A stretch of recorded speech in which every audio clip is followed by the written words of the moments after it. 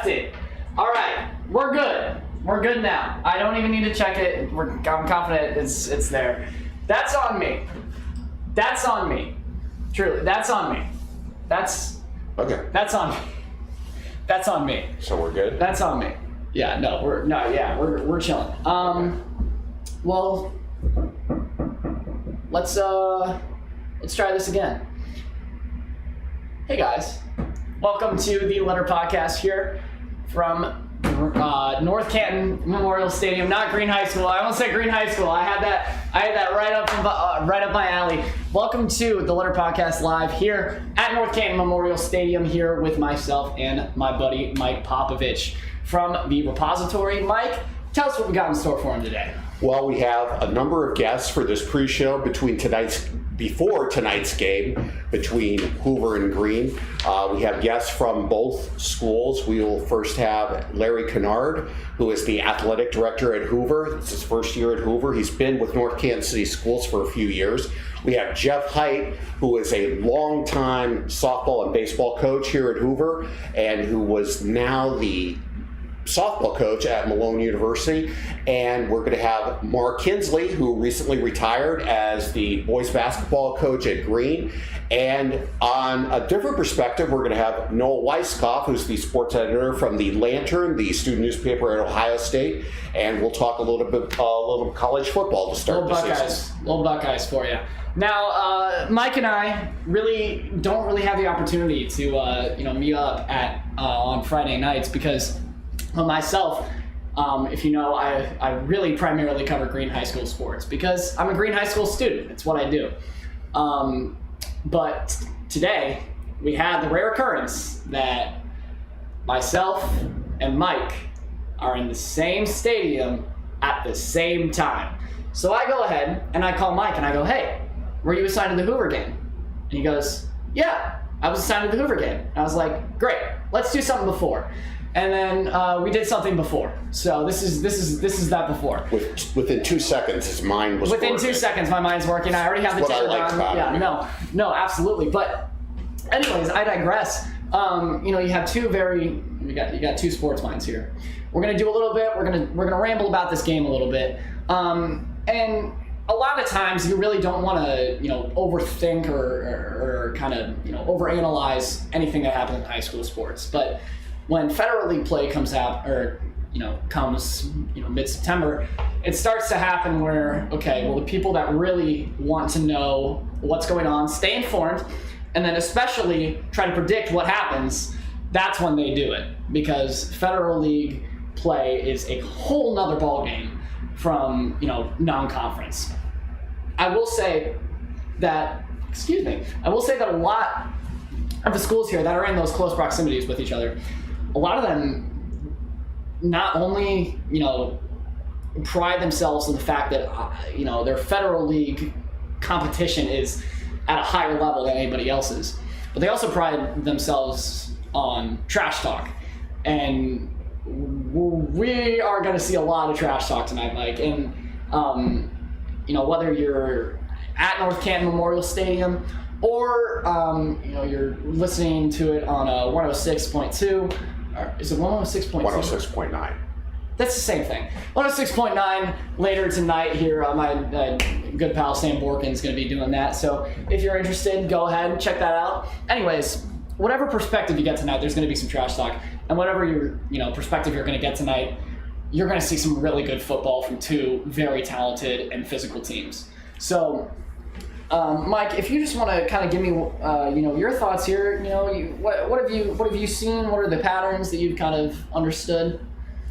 Well, here's two teams that are coming into the game 2-1, coming off season opening losses, but have won 2 games in a row, and both teams have had injury issues this year. Hoover loses Zach Brocker, who is going to be their starting quarterback this year, early on. John Collins has to come in and replace him, and Green has played without Antonio Martin, their fine All-Ohio receiver, throughout the year. And it's just a matter of getting the new guys accustomed and everything. And I think I think both teams have been able to, successfully overcome, those big losses early on in this season.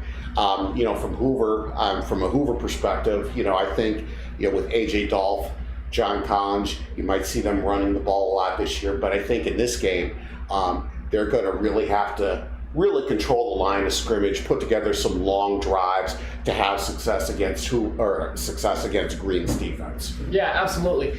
And the one thing that I will say about Hoover this year especially is that they always have this way of kind of, always stepping up to the challenge no matter who they're playing. You saw that a lot last year. They went toe-to-toe with Jackson. They went toe-to-toe with Lake. Lake and Jackson in 2023 were incredible programs that also made deep playoff runs. Hoover also were able to keep it kind of neck and neck in Green in the regular season, but couldn't really keep up in the postseason. So, what was that? Hello? You got something you want to say? Oh, they have something they want to say. Yes. Anyways, but that's what you're seeing from a lot of these guys.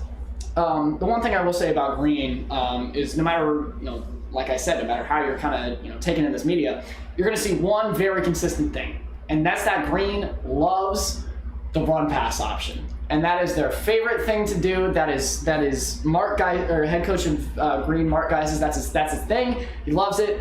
And when they're not doing run pass options, you can expect to have 5 different dudes running different, go routes all throughout the, the turf or grass, whatever. It's just like frolicking in a cornfield, basically, is what they do.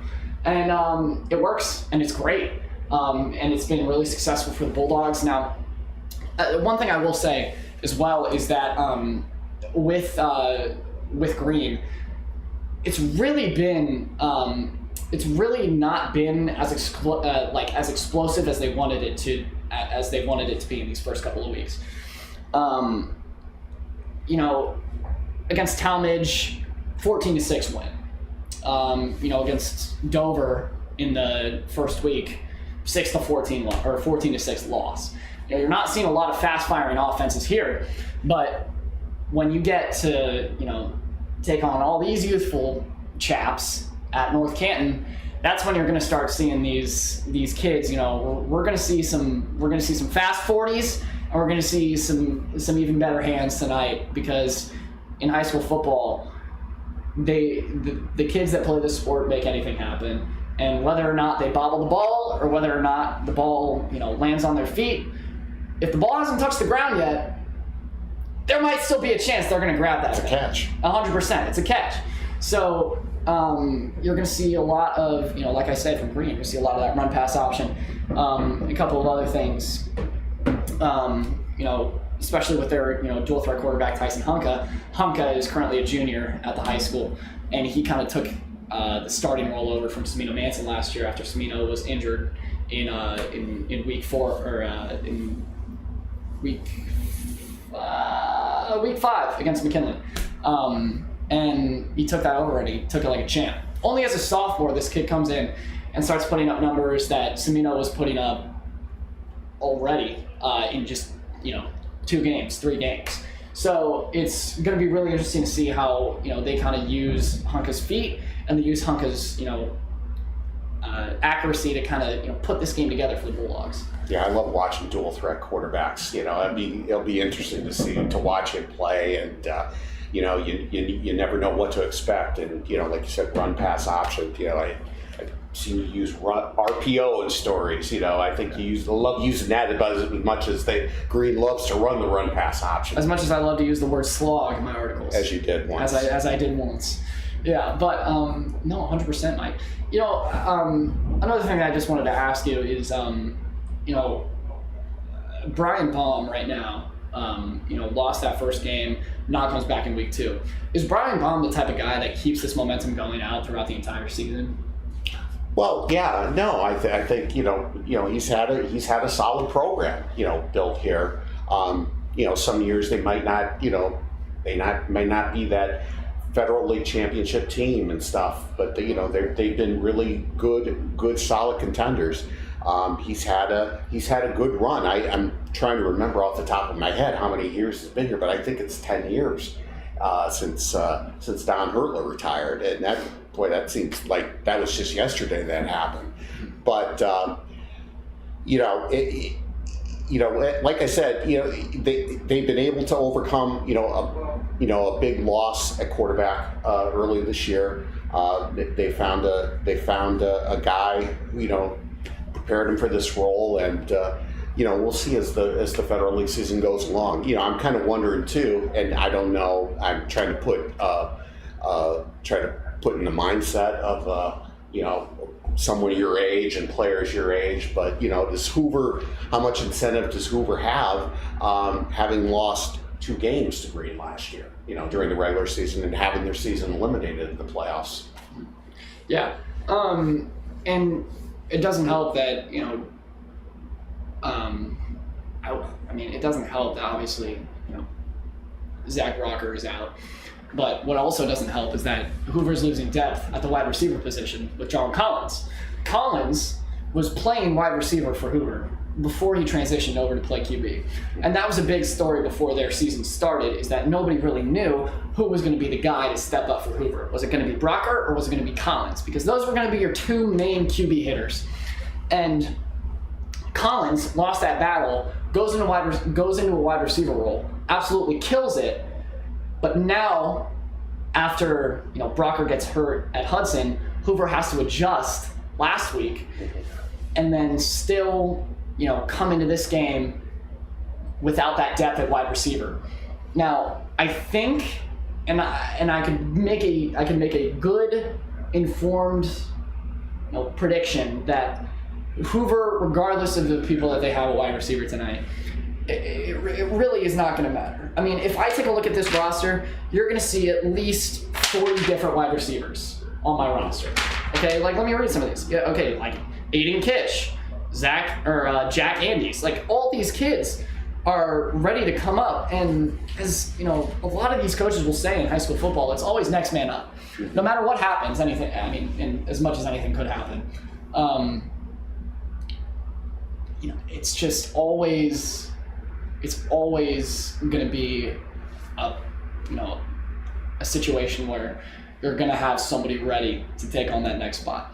And it's really, it's awesome to see all these guys that really haven't gotten a lot of playing time, and especially when you're seeing, in some cases, some radical cases, God forbid, some radical cases, you're seeing a lot of freshmen that are taking in these roles. It's just really nice to see. And regardless of the fact that, John Collins going to QB takes out a wide receiver for Hoover, it's not going to matter. It truly is not going to matter, because any kid can run a streak and catch a ball. Yeah, and it's the same way in the defensive backfield too, which I'm sure those guys were impact players as well. Yeah, absolutely. So I think now is about the time we're gonna bring in our first guest here. We have Jeff Hite waiting in the wings for us, wherever this guy decides he's going to be. Let me try and find him. What I'll do is I'll go over some of the other Federal League games tonight, and we can, as a thumbs up, we can preview what the league season is going to be. The other games tonight are going to be Lake at Hoover, McKinley at Glen Oak, and Jackson is the only other team that in the Federal League that is not playing a league game tonight, and they're going to be playing Mayfield. So those are some of the big games tonight in the Federal League. A couple of big Pac-7 games tonight. Manchester faces Northwest, and Fairless faces Triway. Those 4 teams started the season undefeated, and so they're going to be playing their first Pac-7 games tonight. So that's some of the big games tonight in the Federal League and in the Pac-7. And we have our first guest sitting down with us, a guy I've known for quite a few years, more years than I probably care to know, probably longer than Aiden's been alive. Truly. Well, I'm sure that's been. Jeff Hite, who is a longtime softball coach, baseball coach here at Hoover, former Hoover athlete. Jeff, thanks for joining us. Appreciate it. Thanks, Mike. Thanks for having me.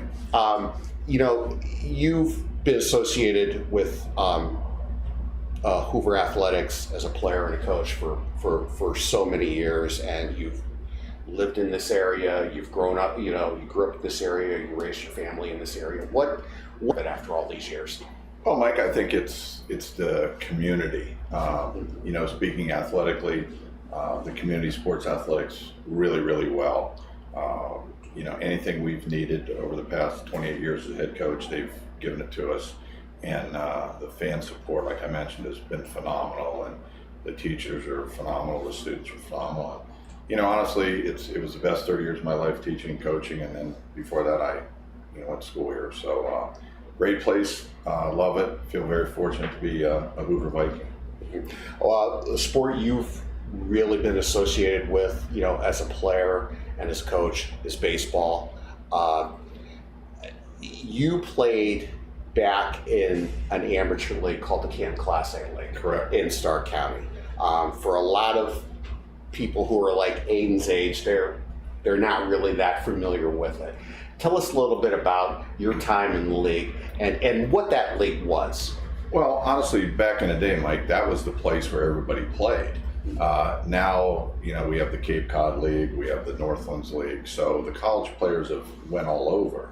And back in my day, when I was at Ashland, everybody played in the CANTON Class A League, which was a very strong league of players that have just graduated from college and players that were in college at the time, and also players that were going to college. So very competitive.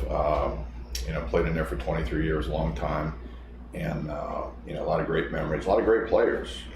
Thurman Munson played in that league back in his day when he was at Kent State, and of course at Lehman High School.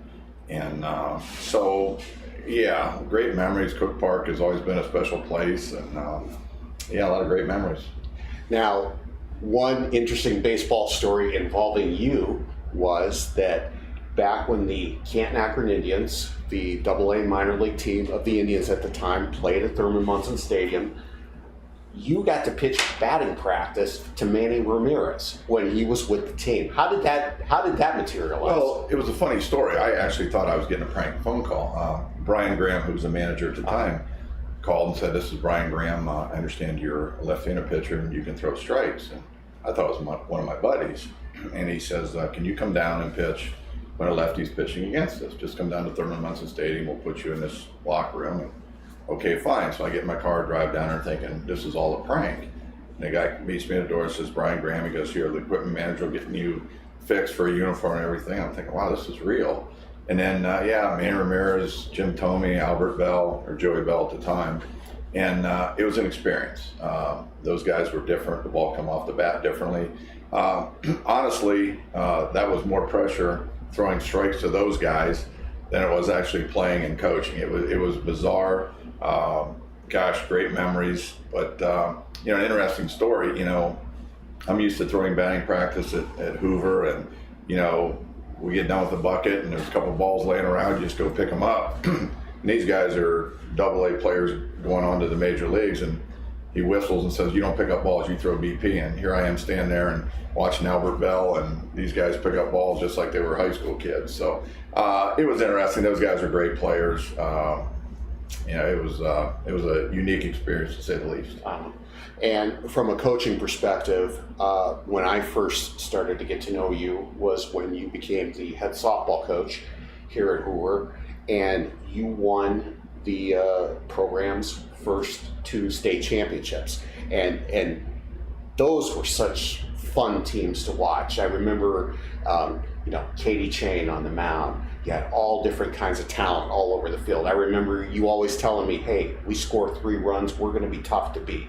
What was so special about those 1998 and 1999 state championship teams?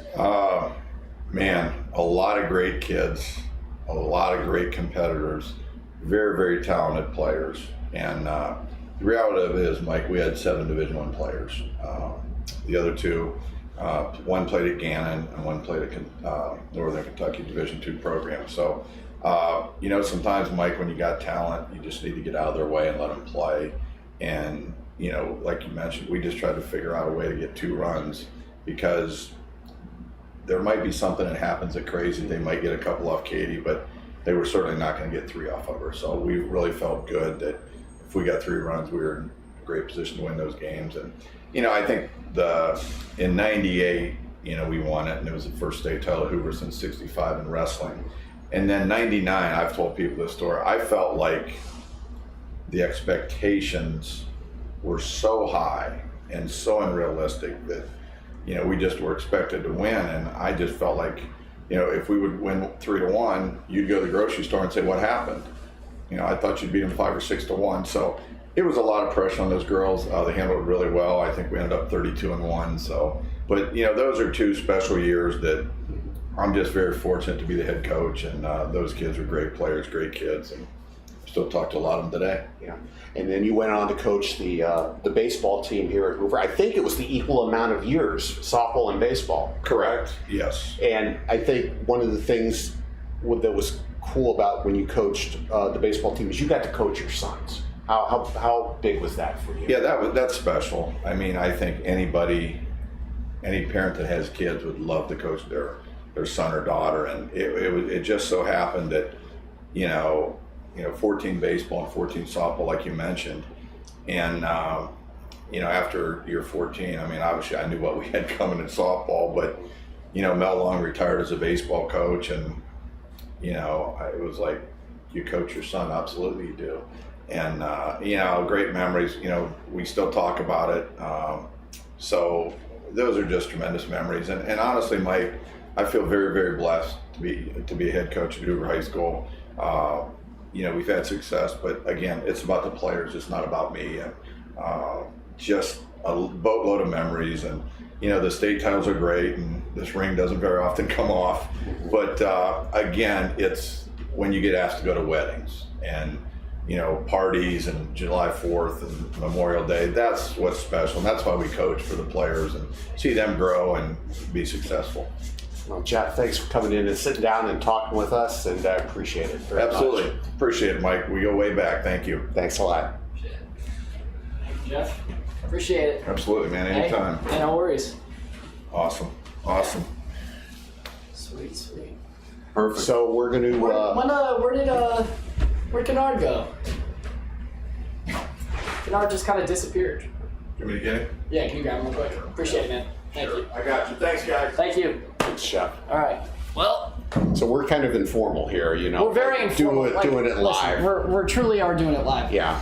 We're informal when we tape the podcast. We're pretty informal. Pretty well, laid because it back. doesn't take more than one take. But for this, I'm just sitting here. I'm like, oh, I wish we had like a sideline correspondent that we could cut to while we're like waiting for people to show up and as it is. But I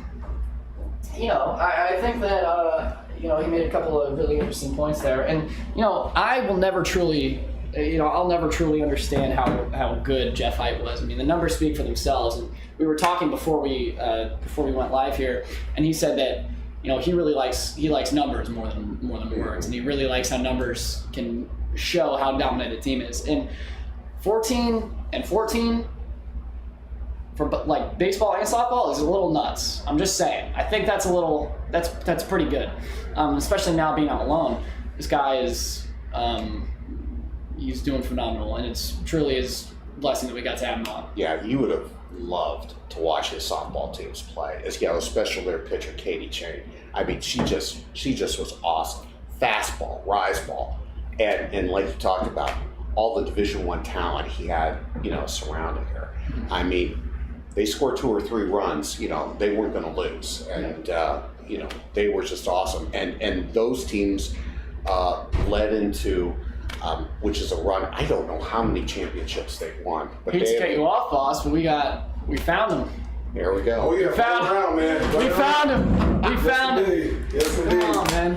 Hey, welcome to the letter. I don't know. What do you want me to call you, Larry? Yeah, that's fine. That works for me. Larry? Yeah. I feel it's weird because I'm like, I'm other school, and I'm just like. Yeah. Oh, hey, what's going on there, pal? It's all good, man. It's all good. We're good, man. Yeah, no. Federal League is Federal League. Federal League is Federal League. Yeah. No, absolutely. So this is Larry Kinnard, who's the athletic director at Hoover High School. Yes. It's your first year of being athletic director. So what has been your first few weeks like in your new role? I will tell you, it's the analogy I've been using. It's like drinking water out of a fire hose. There's a lot going on, a lot being thrown at you from different angles. I'm loving it. It's sports. That's my environment. That's what I'm been growing up playing my whole life. So, being behind the scenes a little more, working on things, it's been a great time. Just taking in as much as I can and learning as much as possible. Yeah. So you've been with North Kansas City Schools for a few years. Yes. How long has it been? And tell us a little bit about some of the other roles that you've had while you've been here. Well, when I first got into North Canton, it was 2019. I was still actually working at Canton South, but I came in as a football coach, and then from there. Got hired in at Canton South or at North Canton full time as safety and security officer, and then I did a little bit of truancy stuff as well, attendance, and then from there was still coaching football throughout. And then as of last year, I was the assistant athletic director, and then towards the end of the year, around spring.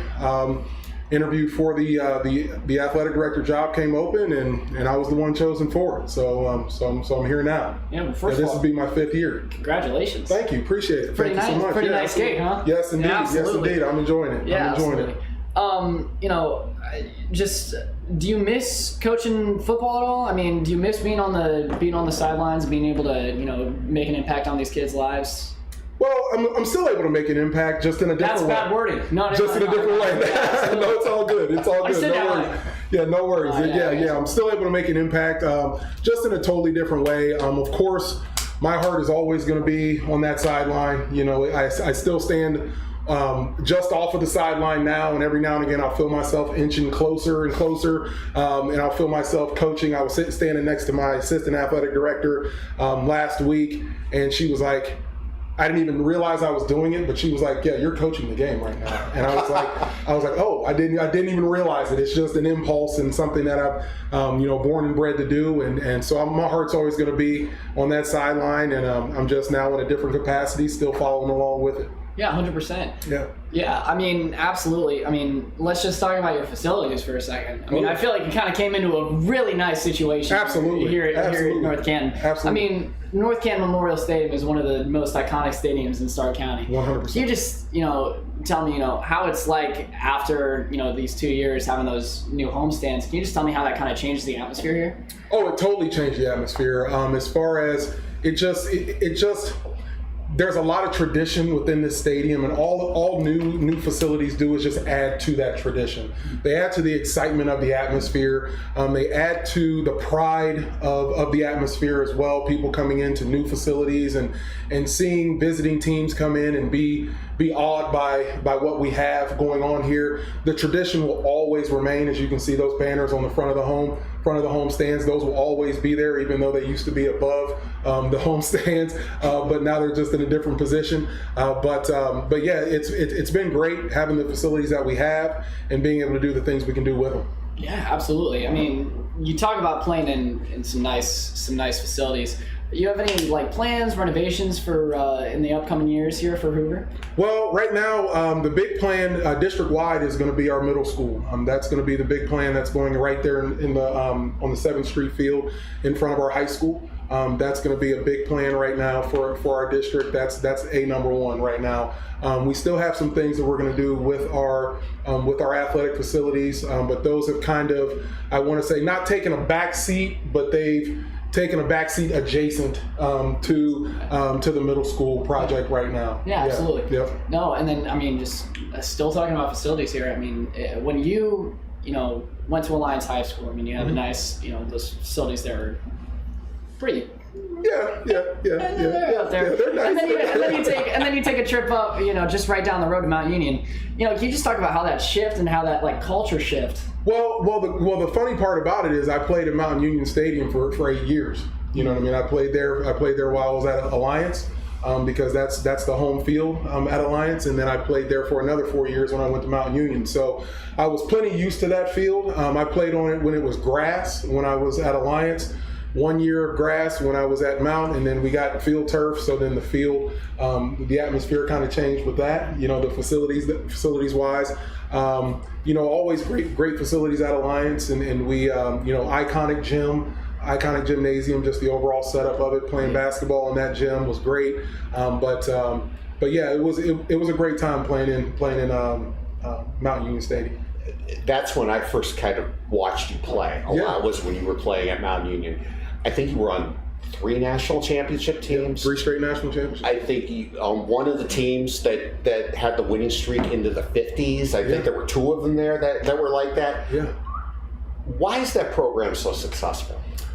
It started with our general Larry Karras. Head coach Larry Karras.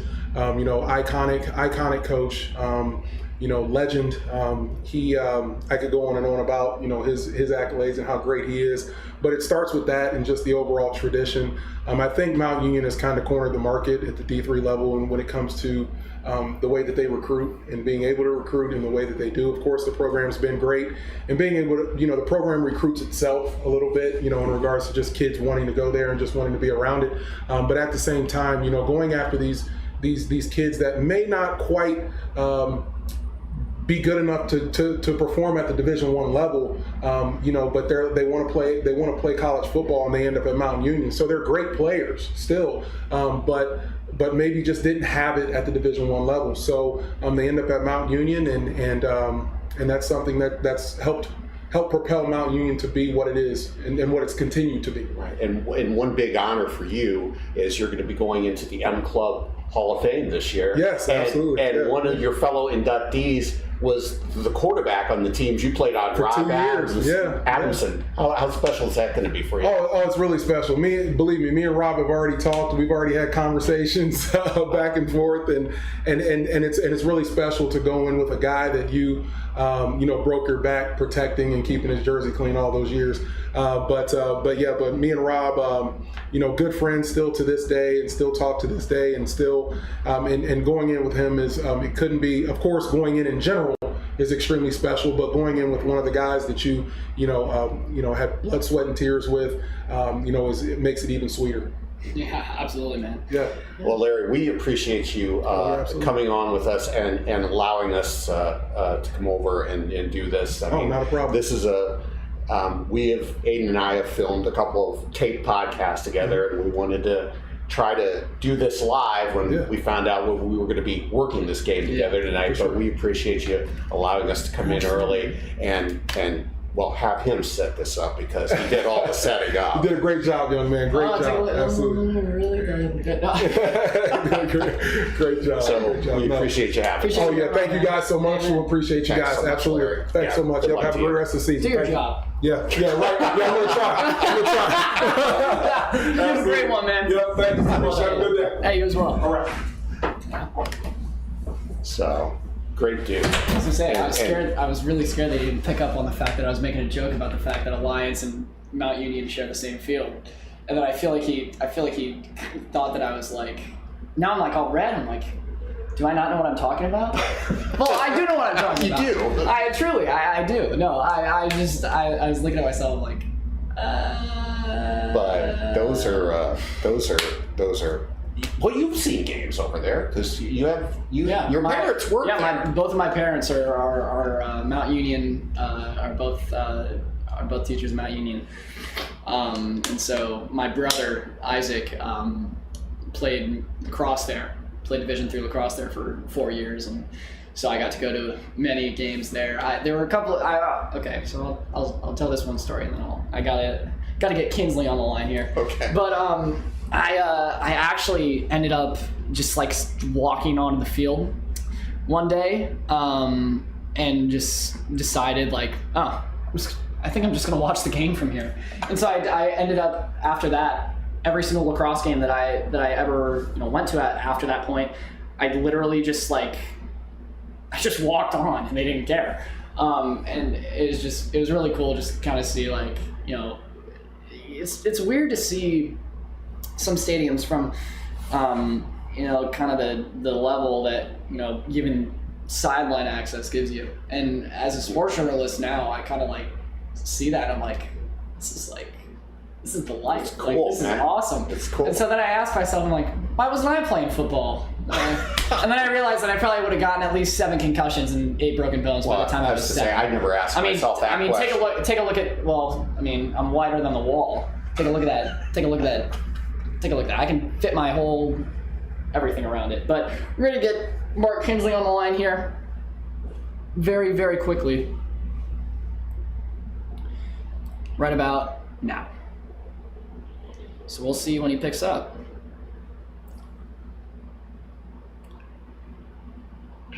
Hello? Yeah, this is Mark. Hey, Mark, this is Aiden. How you doing, Aiden? I'm doing great, man. How are you?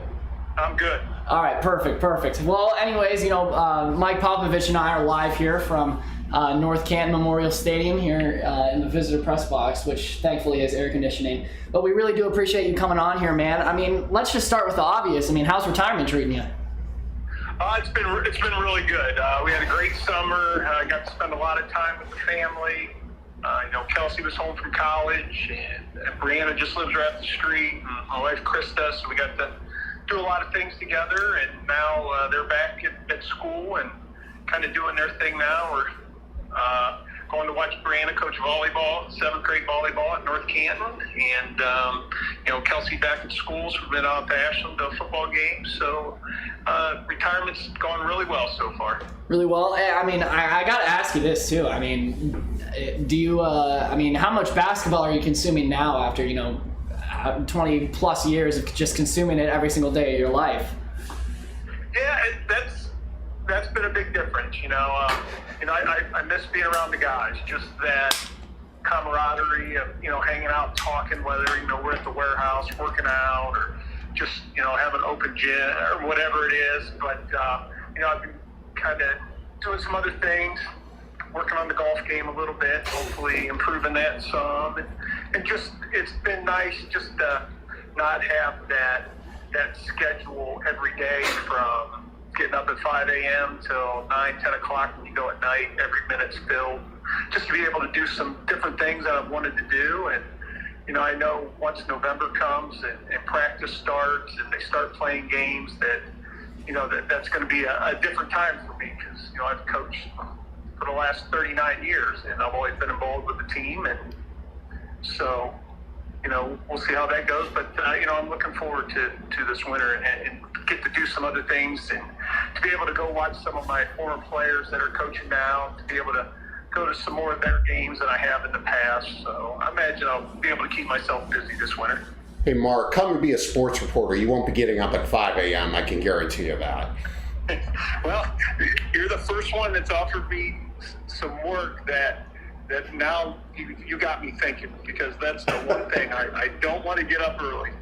So I just want to, when I wake up, that's when I want to get up. So we might have to talk later, Mike. Hey, Mark, what are you most proud of? Because you built a really solid basketball program at Green. What are you most proud of over the years that you were able to do there? I think first off, just the quality of young men that came through our program and what they're doing now once they left Green. I think that's what I'm most proud of. And in regards to the basketball, I think we turned the program into not only one of the best programs in Northeast Ohio, but I think in the state. It got to the point where, we would play anybody and we will play anywhere. And, our kids really rose to those challenges. And, I think it's shown once, we went to the Fed and won 5 titles in 9 years, I believe we were in.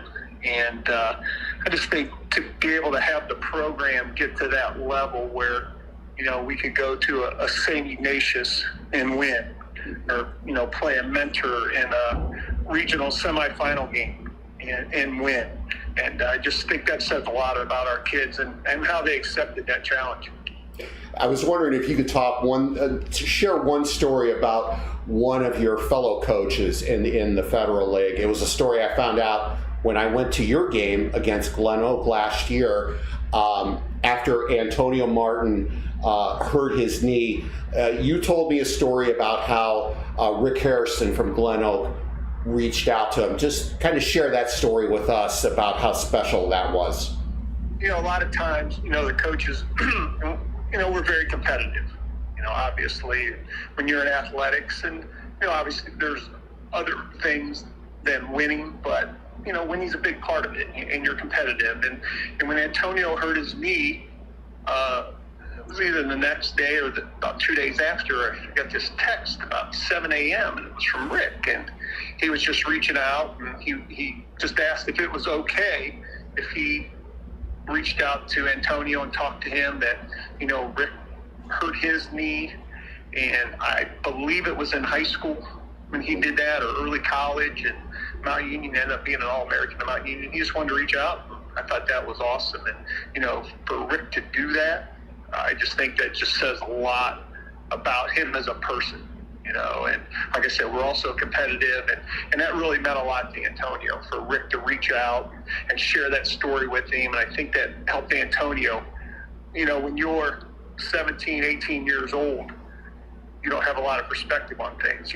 Pretty much your life is the next 5 minutes, and you don't see the big picture as, maybe we do as adults, because we've been through a lot of things, and this too will pass. And I think that really helped Antonio at the time to kind of put this in perspective. And listen, your career's not over. It's another setback for you, but now how are you going to attack this? And what I know about Antonio, I know he's attacked it. I'm really looking forward to him getting back here on the football field soon. And I just thought that said a lot about Rick Harrison as a person, to reach out to an athlete that he really didn't know, other than just competing twice a year. Yeah, absolutely, man. No, it feels weird, calling you on the phone, and I'm just like, oh, it's Mr. Kinsley. Like, it's just, it's a little, I don't want to say I have butterflies, because that sounds a little weird, but I want to say I have, it feels a little odd that I'm talking to the, my fellow, one of my former, teachers. But no, it's really awesome, what you were able to do at Green. And I just want to thank you just for all the, everything that you were able to give me, getting into, sports journalism that year, and then, the year after that, and giving me, some really good quotes, talking to me when I started, doing the broadcasting for the team. And I just wanted to just thank you as well.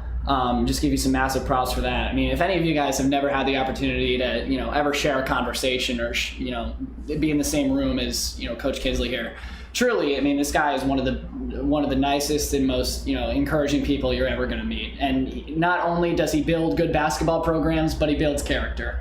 And he builds character in pretty much every kid that he has the, every kid that he has the honor to, instill his values with. And it's just been really nice, man. Yeah, Mark, I wanted to reiterate, and thank you for all the help you gave us, people like me, people like Josh Weir, another guy who covered a lot of your teams. And, it was really fun watching your teams play. I got to see all three Kiesler brothers play. I got to see two of them play in college. And I just wanted to, reiterate what Aiden says, and thank you so much for all the help you gave us as well. Well, you're both welcome. And, first with you, Aiden, I think it's really neat that, this is something that's a love of yours, and, you were always first class.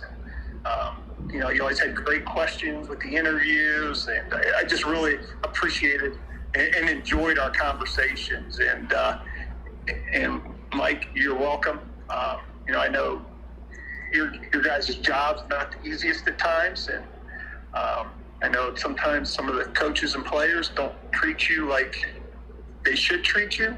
That was always something, we talked about with our guys, that, this their job, and, we're going to treat them the right way, whether win or lose. And, you still had a job to do, and, we just don't talk to the media when we win. Sometimes, it's not always the easiest, but, it's what you needed to do. And Aiden, you're learning from one of the best. Mike's been outstanding in his job. Mike, he's always treated us right and wrote great articles. And Mike, I appreciate what you and Josh and everybody at the repository, what you do for high school athletics. With the state of the newspapers the way they are now, there's not a lot of coverage now for high school athletics, and I think the repository, what you guys do, I know the coaches and especially the players and their families really appreciate it, and it really, made my job that much more enjoyable, just spending that time, those few minutes I would get to talk with you or Josh after a game, and I always look forward to that. Oh, thank you, Mark. Yeah, absolutely, man. So thanks, Mr. Kinsley. Appreciate you coming on and giving us a little bit of a conversation here. Appreciate it, man. I mean, I think that's all we got. Is there anything you want to say before you get out? I just want to thank both of you. I think this is awesome. You're doing this podcast, and I hope it continues to grow. If you ever need a filler sometime, you can give me a ring. I have a little more free time now than I did the last 35 years. So anytime you need a little help, I'll be able to help you out. All right. Appreciate it, Mr. Kinsley. Thanks, Appreciate it. All right. Have a great one, man. You too. All right. Bye-bye. Boy, out of respect for what that guy has done, I think I should call him Mr. Kinsley. Dude, too. I need to call him Mr. Kinsley because I'm sitting here. I'm like, hey, that's my teacher. I'm like, that's my guy. Oh, what a great guy. I mean, I have tons of stories I could tell about Mr. Kinsley, but that's all you, man. But what a great program he built there. And like I said, I saw all three Kiesler brothers and Garrison. I mean, we had a little bit more time to talk with him. We could talk a little bit about Garrison Kiesler, who had a great career at Walsh, and now he's betting on himself in Division I right now for his final year of eligibility. So all the best to him down at Tennessee Chattanooga. Yep. No, but it's just been really nice to kind of see where this program has been at since he's left, and now we have Mitch Spottelson, who's come in. He used to be a Suburban League Player of the Year. Went and played at Walsh for however many years he was there. I couldn't tell you because I haven't had to write my feature on him yet. I will, but I haven't written that yet. I haven't written it yet. But no, a lot of the things that I'm learning about when I start doing sports journalism is a lot of the things that I'm learning are things I'm learning for the first time. And when I'm doing research on a person or a player or anything like that, sometimes it's the first time that I've ever really had the opportunity to really learn about these people. And it's just really nice, being able to, just walk down the hallway and say, hey, Coach K, Coach Kinsley, what's going on, man? It's just, do you have anything you want to say? Or anything you want to, talk about? And he would always be up for a conversation, even if he was grading, papers. He'd just sit there and just type away, and we'd just talk for, 10 minutes, and I'd just go back to class, and that was that. Well, research and preparation is a big thing in this business, and I was so impressed with you when I found out this week. You watch game film. I do watch game film. You watch game film. That's something I do. I watch game film. Aspiring sports writers learn from this kid. Current sports writers learn from this kid. I mean, that was just awesome. Yeah, no, I try to consume a lot of media, regardless of whoever Green's playing, because I really do get a front row seat. I mean, I get more than a front row seat on Friday nights, but I really don't get the opportunity to go and see these other teams play. And so, not only do I not have the opportunity to talk to some of these coaches, most of my articles, you're just going to see a lot of guys. You're going to see a lot of guys. You're going to see guys pointing you in the right direction. And it's been really fortunate for me to have these resources that I have now. And even, watching, some of this game film that I'm able to watch really helps me, kind of critically think, hey, here's what might fit, here's what might not fit, here's what might happen, here's what might not happen. And it's been really fortunate. I've been really fortunate to be able to have those opportunities, especially with you, Mike. You're pretty good too. Well, thanks. You're pretty good too. I try to lead you on the right track, but now you have to teach me these things here, so you can lead me on the right track. So, yeah, Mark Kinsley, awesome career at Green, and congratulations. Yeah, I mean, that was just, and thanks again for the help that, you gave me, you gave our newspaper, you gave Aiden, class act. Yeah, absolutely. No, the fact that he'd even be willing to talk, he has a lot of free time. But you know what? I'm going to be honest. Most of the people that I talk to after retirement really don't want to talk to people. At that point, their social battery for their entire life has been drowned out. And at that point, they don't really want to do anything. So the fact that he'd still be willing to come on and talk for as long as he did with us just really fortunate and really nice to have him on. Well, I'll still talk to you when We'll still talk when I when retire, you retire. 30 years from now. But Yeah. not ready for that yet. No, absolutely. Well, anyways, I just give our the people watching at home or on the road. If you're watching on the road, don't text and drive. But you're seeing a lot of the. I mean, it's hard to really show it, but you got Hoover kids starting to take the field here. Green kids starting to take the field as well. Trying to take a look at who our roster is looking like tonight. We got a couple of guys getting taped up on the sidelines before we start. Just looks like Antonio Martin's still out this week. AJ Fortunato's out. Looks like Aiden Clark's out. Aiden Clark went down with a knee injury last week. But I mean, really, both of these teams, Hoover and Green, have had very bad luck with injury bug. And that's something that I've talked about with guys on numerous occasions. And that's something that your journalism your journalism pal, Josh Weir, is also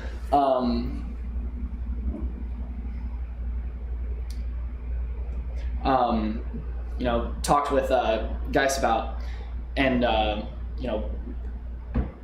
Hoover coach Brian Baum about, is that both of these teams are really suffering from the injury bug. And the fact that both these teams are still willing to come in, swinging, ready, and willing to play some very physical football is really nice, especially in high school football, where all you get is grit and determination from both of these teams.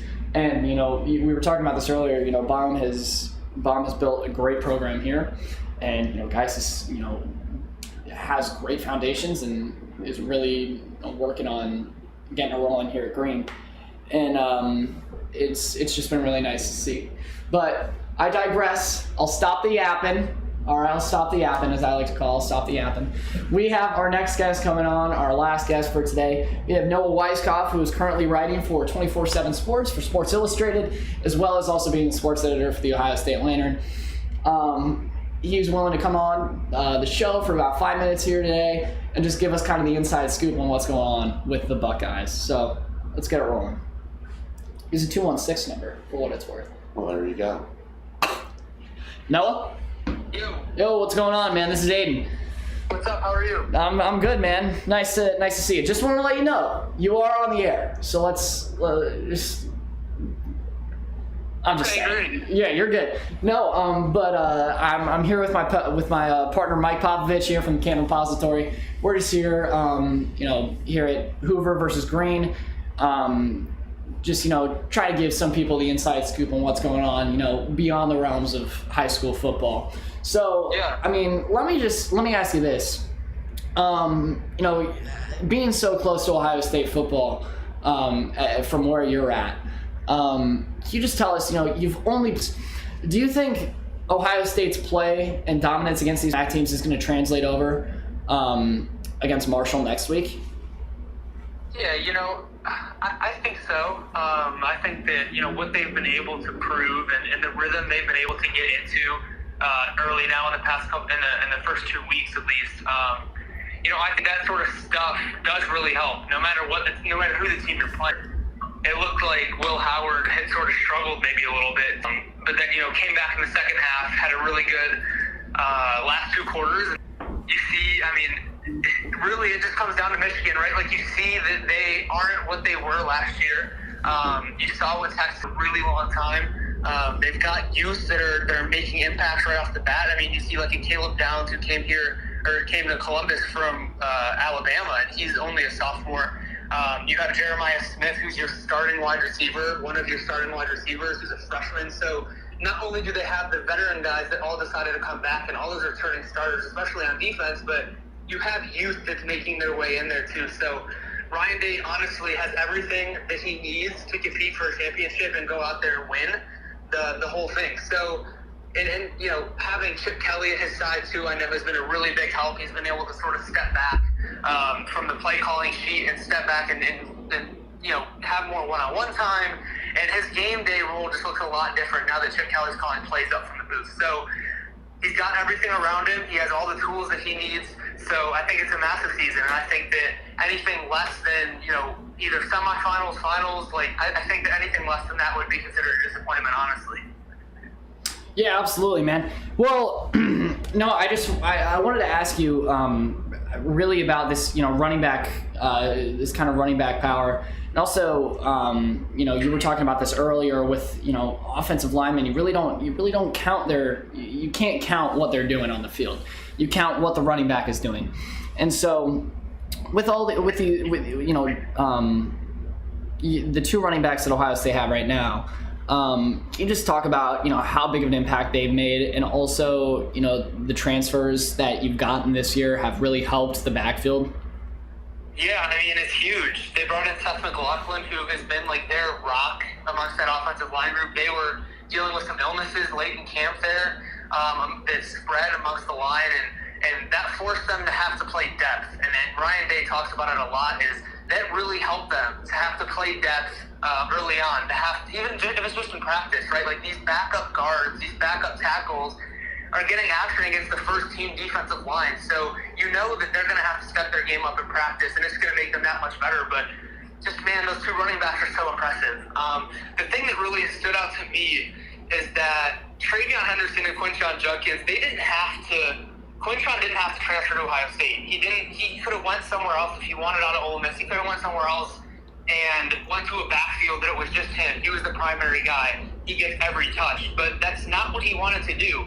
And that has really stood out to me, is the fact that he still is a top-tier running back in the country, and he wanted to join forces with another top-tier back in the country. A lot of running backs, especially in college, want every single touch. They want every carry. They want every reception out of the backfield.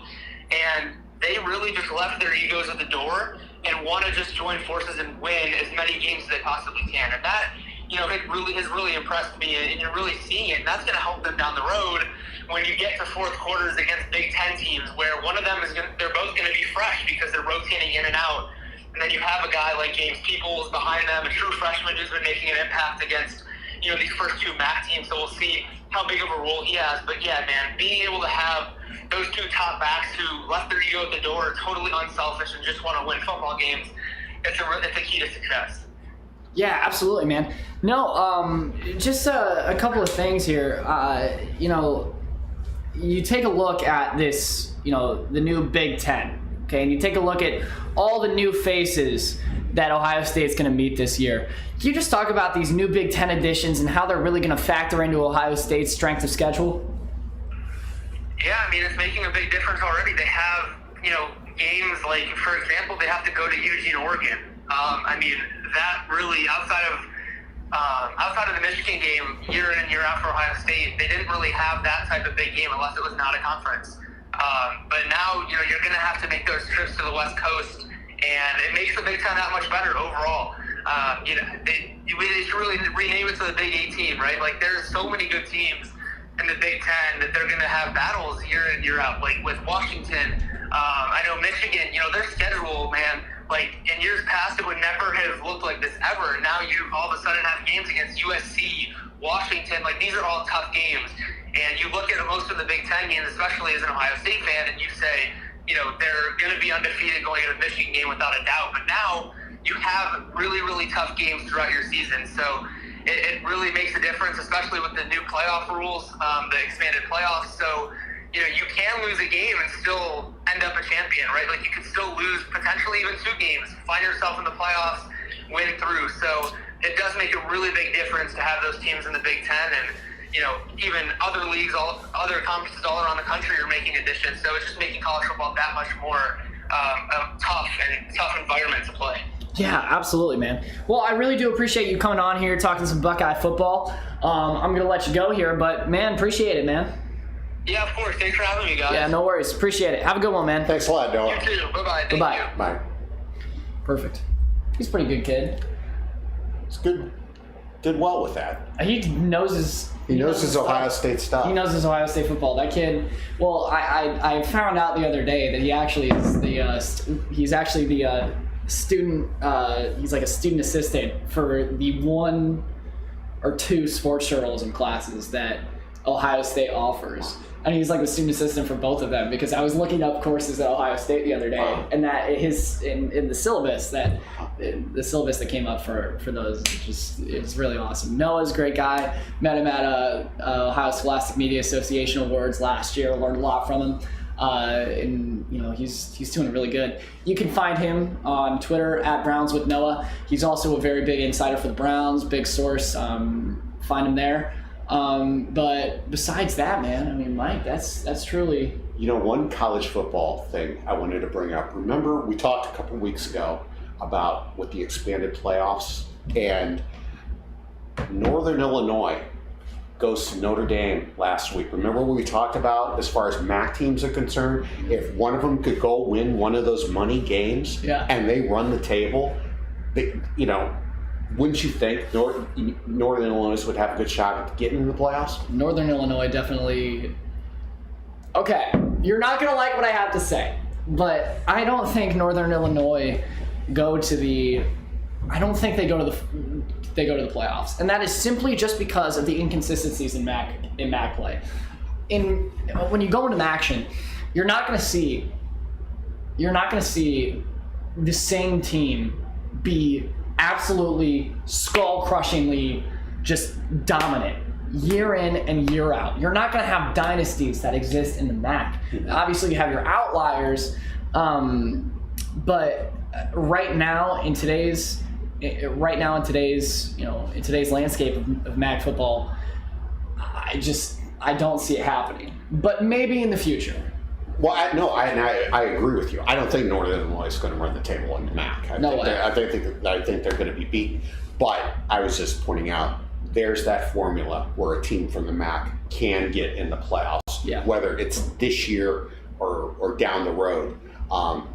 MAC teams have always had wins over Power 5 teams. I think there was a number of years in a row where they beat a Big Ten team. It might be a while before you see that type of win that Northern Illinois had last week, because I can't remember a MAC win that big since I've followed the conference. But that's just I just wanted to point that out, that we talked about that a few weeks ago. How could a MAC team get in the playoffs? The door's open for Northern Illinois, but I agree with you. I mean, winning all your games is tough enough as it is. Yeah, absolutely. Well, I think that really wraps up the Letter Live here at North Kent Memorial Stadium. Had a couple of new interesting faces come on the podcast, talk with myself and Mike, or Mike and I. Apologize, but if I say Mike and I think we're gonna get struck by the copyright demons because of Mike and Mike's. Know what I mean? Right. But well, I hope we can do this. I mean, like I said, you came up with the idea in like a second. Let's do this. It's like, we got to be here, we got to talk live, and we got to let the people know what's going on. And, I hope we can, I don't know if we'll get together on another Friday night again, but, get together before Mount Union football game? Mount Union football, maybe. You might see us at a Mount Union football game. It just depends. But, I digress. But I'm trying well done to think. Today, boss. I'm trying to think if there are any real game changers for this besides anything that's going on, and I can't really think of anything. So that's really it. But you can follow Mike here at M Popovich Rep. Says it down there on the ticker that I spent so much time on. You can find that on the ticker that's down there. Figure out what's going on. I'll at least type the ticker next time. He'll type the ticker. Okay. He'll type the ticker. Live? Put me to work. No, but absolutely. And then you can find my live coverage on the game here at Aiden Brueck down there. It's actually right there. It's sliding that way. Look at it. You can find it. It's also in the description. But anyways, I finally digress and I say thank you guys for coming, watching, listening, whatever you do. And you can find Mike and I at the start of next week talking what happened at the game tonight. But as far as we're concerned, that's about all we got. Sorry for being boring. Thanks a lot, man. Appreciate it. You guys